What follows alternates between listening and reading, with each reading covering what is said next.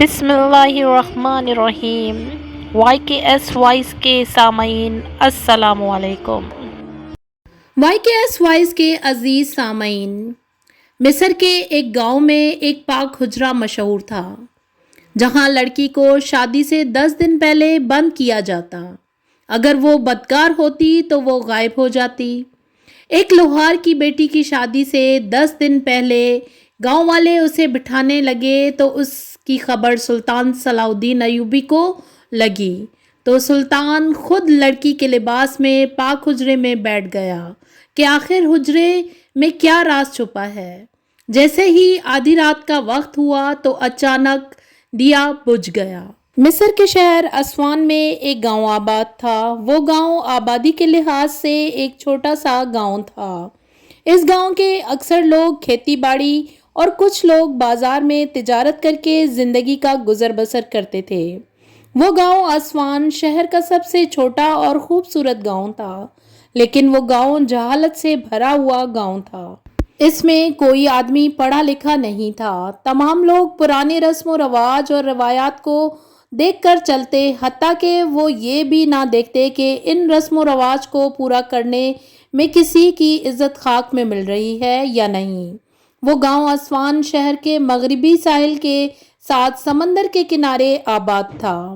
دوستو، یہاں آپ کو اسوان شہر کے بارے میں بتاتے چلیں۔ اسوان کو تاریخی طور پر جنوبی مصر اور اس کے جنوبی دروازے کے اہم ترین شہروں میں سے ایک سمجھا جاتا ہے۔ یہ مصر کا جنوبی گیٹ وے ہے اور دریائے نیل کے مشرقی ساحل پر دریائے نیل کے پہلو پر واقع ہے۔ یہ قاہرہ سے 799 کلومیٹر دور ہے۔ قدیم مصری زبان میں اسوان شہر کو سونے کے نام سے جانا جاتا تھا، جس کا مطلب بازار ہے۔ جہاں یہ ایک تجارتی علاقہ تھا اور تجارتی قافلوں کا ایک ٹھکانہ تھا، وہیں یہ آنے اور جانے والے قافلوں کا تجارتی مرکز بھی تھا۔ مطلبیہ کے دور میں یونانیوں نے اس کے نام کو بدل کر سین رکھ دیا، پھر اخبار نے اسے اصفہان کہا۔ اسے سونے کا ملک بھی کہا جاتا تھا کیونکہ یہ نوبیا کے بادشاہوں کے لیے ایک بہت بڑا خزانہ اور قبرستان تھا جو وہاں ہزاروں سال سے مقیم تھے، اور یہ گاؤں اسوان شہر کا سب سے خوبصورت گاؤں ہے۔ اس گاؤں میں ایک عجیب و غریب رواج تھا کہ اس گاؤں میں جب بھی کسی لڑکی کی شادی ہوتی تو شادی سے پہلے وہ لوگ اس لڑکی کو پاک دامنی کو ثابت کرنے کے لیے اس کو ایسے امتحان سے گزارتے جس میں لڑکی ایک طرح موت کے قریب چلی جاتی۔ اصل میں ان گاؤں والوں کا لڑکی کی پاک دامنی کو ثابت کرنے کے لیے ان کے پاس ایک ایسا حجرہ تھا جس میں اس لڑکی کو شادی سے پہلے 10 دن کے لیے بٹھا دیا جاتا تھا، اور ان کو کسی بزرگ نے یہ وصیت کی تھی کہ 10 دن اس حجرے میں بٹھانے کے بعد اگر لڑکی صحت مند باہر آ جائے تو سمجھو کہ وہ پاک دامن ہے، اور اگر 10 دن کے بعد وہ لڑکی کمزور اور بیمار ہو کر واپس آئے تو یہ سمجھو کہ وہ لڑکی پاک دامن نہیں ہے۔ اور گاؤں کی جو لڑکی اس 10 دنوں میں صحت مند ہو کر لوٹی، حکیم صاحب اس کا معائنہ کرتے، اور اگر حکیم صاحب کہتے کہ یہ لڑکی پاک دامن ہے تو پھر وہ اس کی شادی کر دیتے، اور اگر لڑکی پاک دامن ثابت نہ ہوتی تو وہ اس کو اپنے گاؤں کے درمیان میں موجود ایک اندھے کنویں میں پھینک دیتے اور یہ سمجھتے کہ یہ لڑکی کسی اور کے ساتھ منہ کالا کر چکی ہے، لہٰذا اس کی شادی نہیں ہو سکتی۔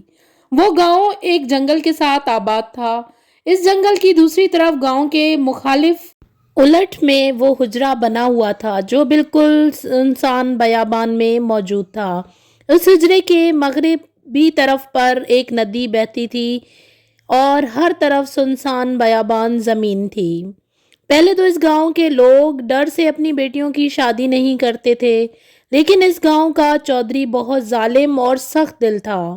وہ کہتا کہ جو ماں باپ اپنی نوجوان بیٹیوں کی شادی نہیں کریں گے ان کی بیٹیوں کو اٹھا کر اس اندھے کنویں میں پھینک دیا جائے گا، کیونکہ شادی نہ کرنے سے یہی ثابت ہوتا ہے کہ وہ لڑکیاں پاک دامن نہیں، اور اس لیے چودھری کے ڈر سے جب وہ لوگ مجبوری میں آ کر اپنی بیٹی کو رخصت کرنے کا سوچتے تو ان کی بیٹیوں کو ایک ایسے امتحان سے گزرنا پڑتا جو کہ موت کے قریب لے جاتا۔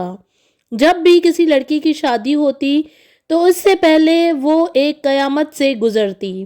وہ لڑکی چیختی چلاتی رہتی، لیکن گاؤں والے مجبوری میں آ کر چودھری صاحب کے کہنے پر اس لڑکی کو جا کر حجرے میں بٹھا دیتے اور حجرے کا دروازہ بند کر کے باہر سے تالا لگا دیتے، اور ان 10 دنوں میں اس حجرے کے میلوں دور کوئی بھی قریب نہیں جاتا۔ 10 دنوں کے بعد اس لڑکی کے ماں باپ جا کر اس حجرے سے اپنی بیٹی کو لے آتے، اور اس کے بعد چودھری صاحب کے رکھے ہوئے حکیم صاحب اس کا معائنہ کرتے، اور جب حکیم صاحب کہتا کہ یہ لڑکی کمزور نہیں ہوئی تو گاؤں والے اس کو پاک دامن کہتے، اور جو لڑکی کمزور یا 10 دنوں میں بیمار ہو جاتی تو گاؤں والے اس کو بد چلن کہہ کر اسے اندھے کنویں میں پھینک دیتے۔ لیکن اس حجرے میں چھپا موجود کیا راز تھا؟ آخر اس حجرے میں اس لڑکی کو 10 دن بٹھانے سے اس کی پاک دامنی کیسے ثابت ہوتی؟ اس کے پیچھے بہت بڑا راز تھا جو کہ وہ گاؤں والے نہیں جانتے تھے۔ وقت گزرتا رہا۔ ایک دن ایک لوہار کی بیٹی جو کہ دن بدن جوان ہو رہی تھی، اس کی بیٹی بہت خوبصورت اور حسین و جمیل تھی۔ جب اس کی عمر 17 سے 18 سال ہوئی تو چودھری صاحب نے اپنے منشی کو اس لوہار کے پاس بھیجا اور کہا کہ تم اپنی بیٹی کی رخصتی کی تیاریاں شروع کر دو، تیری بیٹی جوان ہونے والی ہے۔ جب لوہار نے اپنی بیٹی کو دیکھا تو وہ زاروں قطار رونے لگا اور کہا، اے بیٹی، بہتر تو یہی تھا کہ تمہیں اس حجرے میں 10 دن اکیلا بٹھانے سے بہتر میں مر جاتا، لیکن کیا کروں، یہ امتحان ہے اور اس سے آپ کو گزرنا ہوگا۔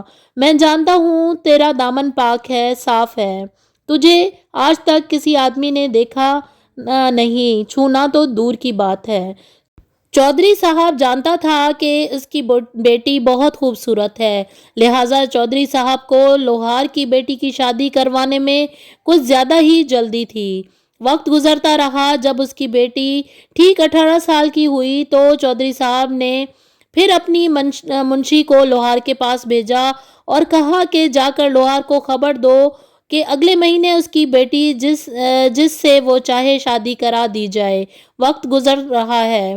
جب لوہار کی بیٹی کی شادی قریب آئی تو وہ بڑا ہی پریشان ہوا اور سوچتے سوچتے اسے ایک رات اپنے خیمے میں نیند آ گئی۔ نیند میں وہ خواب میں سلطان صلاح الدین ایوبی رحمۃ اللہ علیہ کو اپنی طرف بلاتے ہوئے دیکھتا ہے، لیکن وہ لوہار اٹھنے کی کوشش کرتا ہے لیکن نیند کی وجہ سے وہ اٹھ نہیں سکتا۔ اسی خوف میں لوہار کی آنکھ کھل جاتی ہے اور جب وہ بیدار ہوتا ہے تو اسے یہ پتہ چلتا ہے کہ میں اپنی جھونپڑی میں موجود ہوں۔ وہ بڑا حیران ہو جاتا ہے کہ آخر صلاح الدین ایوبی رحمۃ اللہ علیہ مجھے کیوں بلا رہے ہیں۔ پھر اس کے دل میں یہ خیال آتا ہے کہ وہ ہو سکتا ہے کہ سلطان صلاح الدین ایوبی رحمۃ اللہ علیہ مجھے اپنی بیٹی کو بچانے کے لیے بلا رہے ہوں۔ یہ سن کر لوہار صبح ہوتے ہی اپنے گدھے پر سوار ہوا اور اس نے سلطان صلاح الدین ایوبی رحمۃ اللہ علیہ کے محل کی طرف سفر شروع کر دیا۔ اس کی بیٹی کی شادی میں 20 دن رہتے تھے۔ لوہار کو سلطان صلاح الدین ایوبی رحمۃ اللہ علیہ تک پہنچتے پہنچتے 6 سے 7 دن لگ چکے تھے، کیونکہ وہ بیچارہ غریب گدھے پر سوار تھا۔ راستے میں مشکلات کی وجہ سے اس کو سفر میں دگنا وقت لگ گیا۔ ادھر وہ سوچتا کہ اگر میں وقت پر اپنے گھر نہ پہنچ سکا تو گاؤں والے میری بیٹی کو اس حجرے میں بٹھا دیں گے، اور میری بیٹی بہت معصوم ہے، اس نے کبھی ایک کمرے میں رات نہیں گزاری، تو وہ اس حجرے میں 10 دن اکیلے کیسے گزارے گی؟ اکثر گاؤں والے جانتے تھے کہ یہ لڑکیوں پر ظلم ہوتا ہے، لیکن اس چودھری کی وجہ سے، وہ اس بزرگ کی گئی وصیت کی وجہ سے ان لوگوں کو اپنی لڑکیوں کو پاک دامنی ثابت کرنے کے لیے اس حجرے میں بٹھانا پڑتا۔ دوستو، یہ واقعہ اپنی تاریخ اور اپنی نوعیت کا بہت ہی انوکھا اور دلچسپ واقعہ ہے، لیکن اس واقعے کا نتیجہ بڑا ہی انوکھا نکلنے والا ہے۔ 7 دنوں کے سفر کے بعد وہ بوڑھا بزرگ سلطان صلاح الدین ایوبی رحمۃ اللہ علیہ کے محل کے دروازے پر پہنچا تو سنتری نے اس کو گدھے پر دیکھ کر دور سے روک لیا اور کہا، تم کہاں جا رہے ہو؟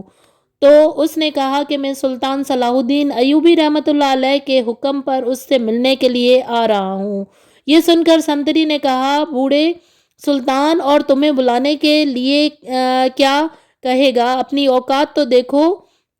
اس بوڑھے آدمی کو بڑا افسوس ہوا اور کہا، اگر میں سلطان کو نہ مل سکا تو پھر کیا ہوگا؟ اتنے میں بوڑھا لوہار گدھے سے نیچے اترا اور زمین پر لیٹنا شروع کر دیا، اور اس کی زمین پر لیٹنے اور چیخو پکار کی وجہ سے ارد گرد کے لوگ اکٹھے ہو گئے اور اس جگہ شور ہونے لگا۔ تو اتنے میں سلطان صلاح الدین ایوبی رحمۃ اللہ علیہ نے اپنے سپاہیوں سے پوچھا کہ باہر شور کیوں ہے؟ تو ایک سپاہی نے بتایا، حضور ایک آدمی گدھے پر سوار دروازے پر آیا ہے اور کہتا ہے کہ مجھے سلطان نے بلایا ہے، اور چونکہ ہم جانتے ہیں کہ وہ جھوٹ بول رہا ہے لہٰذا ہم نے اسے واپس جانے کا کہہ دیا۔ یہ سن کر سلطان صلاح الدین ایوبی رحمۃ اللہ علیہ نے کہا، اس کو اندر آنے دو۔ دو سپاہی حیران ہو گئے اور اس لوہار کو لے کر سلطان صلاح الدین ایوبی رحمۃ اللہ علیہ کے پاس گدھے کے ساتھ حاضر کر دیا۔ سلطان صلاح الدین ایوبی رحمۃ اللہ علیہ نے اس کو مشروب پلانے کا حکم دیا۔ مشروب پلانے کے بعد سلطان نے اس بوڑھے بزرگ کو کہا کہ میں نے تمہیں اپنے خواب میں پریشانی کی حالت میں دیکھا، لیکن میں نہیں جانتا تیری پریشانی کی وجہ کیا ہے۔ یہ سن کر بوڑھا بزرگ بھی بڑا حیران ہو گیا کہ یہ خواب صرف میں نے نہیں دیکھا بلکہ وہی خواب سلطان نے بھی دیکھا تھا۔ وہ بوڑھا بزرگ رونے لگا اور سلطان صلاح الدین ایوبی رحمۃ اللہ علیہ کو سارا واقعہ تفصیل سے سنایا اور کہا کہ اس طرح ہمارے گاؤں والے شادی سے 10 دن پہلے لڑکی کو حجرے میں بٹھاتے ہیں، اور جو لڑکی کمزور ہو جاتی ہے وہ اس کو بد چلن سمجھتے ہیں اور اس کو اندھے کنویں میں پھینک دیتے ہیں، اور جو لڑکی صحت مند ہو کر باہر نکلتی ہے اس کی شادی دھوم دھام سے کرا دی جاتی ہے۔ سلطان معظم، میں جانتا ہوں کہ یہ لڑکیوں پر ظلم ہے۔ 10 دن تک ایک معصوم لڑکی کو اکیلے حجرے میں بٹھانا اور وہ بھی بیابان میں، یہ ان پر ظلم ہے، اور میں جانتا ہوں کہ میری بیٹی یہ ظلم برداشت نہیں کر سکے گی، اور میں اپنی اکلوتی بیٹی کو اپنے ہاتھوں سے مرنے کے لیے نہیں چھوڑ سکتا۔ یہ سن کر سلطان صلاح الدین ایوبی رحمۃ اللہ علیہ نے اس لوہار کو کہا، بابا جی تمہیں کچھ کرنے کی ضرورت نہیں، بے شک تیری بیٹی کی شادی بھی ہوگی اور تیری بیٹی کے کردار کی گواہی بھی دوں گا، اور تیری بیٹی کو اس حجرے میں بیٹھنے کی ضرورت نہیں ہوگی۔ میں آپ کو یقین دلاتا ہوں کہ اس حجرے میں اس گاؤں کی کوئی بھی لڑکی نہیں بیٹھے گی، حتیٰ کہ اس حجرے کا میں اس زمین اس ہستی سے نام و نشان بھی مٹا دوں گا۔ یہ سن کر بزرگ کہنے لگا، حضور یہ سب کیسے ممکن ہوگا؟ تو سلطان صلاح الدین ایوبی رحمۃ اللہ علیہ نے کہا، یہ سب میں خود جا کر کروں گا۔ وہ بوڑھا بزرگ کہنے لگا، حضور آپ میری خاطر اس چھوٹے سے گاؤں میں اپنا قیمتی وقت نکال کر کیسے جائیں گے؟ تو سلطان نے کہا کہ رعایا کا کوئی بھی مسئلہ سلطان کا اپنا مسئلہ ہوتا ہے، اور اپنے مسئلے کو سلجھانے کے لیے ایک سلطان کو ہی وقت نکالنا پڑتا ہے۔ سلطان صلاح الدین ایوبی رحمۃ اللہ علیہ نے اپنے سپاہیوں کا دستہ تیار کیا اور اس بوڑھے آدمی کو گھوڑے پر بٹھا کر اس کے گاؤں میں پہنچ گئے۔ سلطان صلاح الدین ایوبی رحمۃ اللہ علیہ کو گاؤں میں پہنچتے پہنچتے 2 دن لگ گئے۔ آخری دن تھا۔ اگلی صبح اس لڑکی کو گاؤں والوں نے گھونگھٹ پر بٹھا کر اس حجرے میں بٹھانا تھا تاکہ اس لڑکی کو 10 دن کے لیے اس حجرے میں بٹھا کر اس کی پاک دامنی کو معلوم کیا جائے۔ سلطان صلاح الدین ایوبی رحمۃ اللہ علیہ جب اس گاؤں کے قریب پہنچے تو سلطان نے اپنے سپاہیوں کو حکم دیا کہ تم لوگ اس بوڑھے بزرگ کے ساتھ اس کی جھونپڑی میں خفیہ طریقے سے داخل ہو جاؤ، اور اس بوڑھے بزرگ کو کہا کہ جا کر معلوم کرو تمہاری بیٹی اس وقت کہاں موجود ہے۔ وہ بوڑھا لوہار دوڑتا ہوا اپنے گھر میں گیا تو اس کی بیٹی اپنے کمرے میں دلہن کے لباس میں گھونگھٹ پہنے بیٹھی ہوئی تھی اور بری طرح رو رہی تھی۔ وہ بوڑھا بزرگ اسی وقت سلطان کے پاس آیا اور جا کر بتایا، حضور میری بیٹی فلاں جگہ پر دلہن کے لباس میں تیار بیٹھی ہے۔ تھوڑی دیر میں چودھری صاحب کے آدمی اس کو لے کر حجرے کی طرف روانہ ہو جائیں گے۔ سلطان صلاح الدین ایوبی رحمۃ اللہ علیہ نے اس وقت اپنا لباس تبدیل کیا اور جا کر اس بوڑھے بزرگ کی بیٹی کی جگہ گھونگھٹ میں بیٹھ گئے اور اس کی بیٹی کو کہا کہ اس بات کی خبر کسی کو نہ لگے کہ تمہاری جگہ اس حجرے میں بیٹھنے کے لیے میں بیٹھ گیا ہوں۔ یہ سن کر وہ لڑکی بڑی خوش ہو گئی۔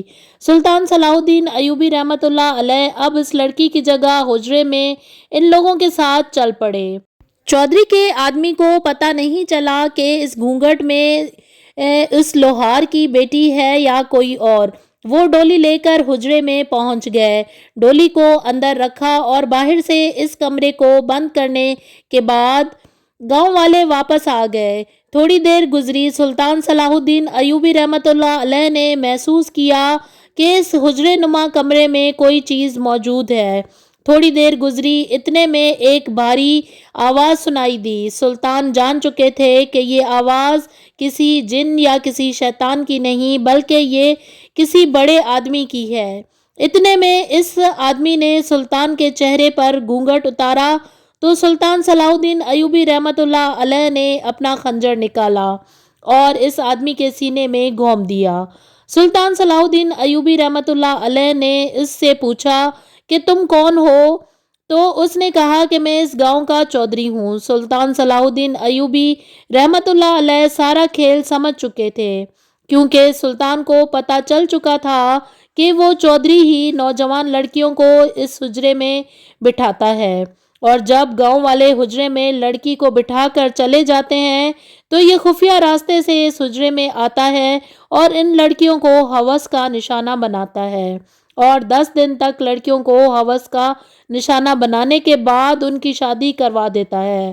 سلطان صلاح الدین ایوبی رحمۃ اللہ علیہ نے اس آدمی کو پکڑا، حجرے کا دروازہ توڑا اور اس کو اپنے گھوڑے پر گھسیٹتے ہوئے گاؤں میں لے گئے اور جا کر گاؤں والوں کو ساری بات تفصیل سے بتائی اور کہا، اے لوگو، اب تم جہالت سے باہر آ جاؤ۔ اتنے سالوں سے چودھری تمہیں بیوقوف بنا رہا ہے اور گاؤں والوں کی عزت کے ساتھ کھیلتا رہا۔ جب تم اپنی بیٹیوں کو اس حجرے میں بٹھا کر واپس آتے ہو تو یہ خفیہ طریقے سے اس حجرے میں چلا جاتا ہے اور 10 دن تک ان کی عزت کے ساتھ کھیلتا ہے، لیکن وہ لڑکیاں اپنی عزت کی ڈر کی وجہ سے کسی کو نہیں بتاتی اور گاؤں والے سمجھتے ہیں کہ وہ لڑکیاں پاک دامن ہیں، لہٰذا کبھی کسی حجرے میں بٹھانے سے کسی کے کردار کا پتہ نہیں چلتا۔ جب گاؤں والوں نے یہ سنا تو انہوں نے سلطان صلاح الدین ایوبی رحمۃ اللہ علیہ کو درخواست دی کہ حضور، آپ اس چودھری کو گاؤں کے چوراہے پر باندھ دیں۔ گاؤں کا ہر آدمی اس کو ایک ایک کوڑا مارے گا اور اس کے جسم سے اترنے والا گوشت ہم بھیڑیوں کو کھلائیں گے تاکہ اس کو دیکھ کر گاؤں میں مزید کسی کو بھی ایسا کرنے کی جرت نہ ہو۔ سلطان صلاح الدین ایوبی رحمۃ اللہ علیہ نے کہا، بے شک ہمارے اسلام میں سزا کا تعین کیا گیا ہے لیکن ظلم کا نہیں، لہٰذا اس چودھری کو بے گناہ لڑکیوں کے ساتھ زنا کرنے کے جرم میں اس کو کل صبح گاؤں کے چوراہے پر سنسار کیا جائے گا۔ اگلی صبح سلطان صلاح الدین ایوبی رحمۃ اللہ علیہ نے اس چودھری کو گاؤں کے چوراہے پر سنسار کر دیا اور اس کے جتنے بھی آدمی تھے ان کو پکڑ کر زندان میں ڈال دیا، اور اسی طرح سلطان صلاح الدین ایوبی نے اپنی عقل مندی اور بہادری سے ان گاؤں والوں کو اتنی بڑی مصیبت سے نکالا۔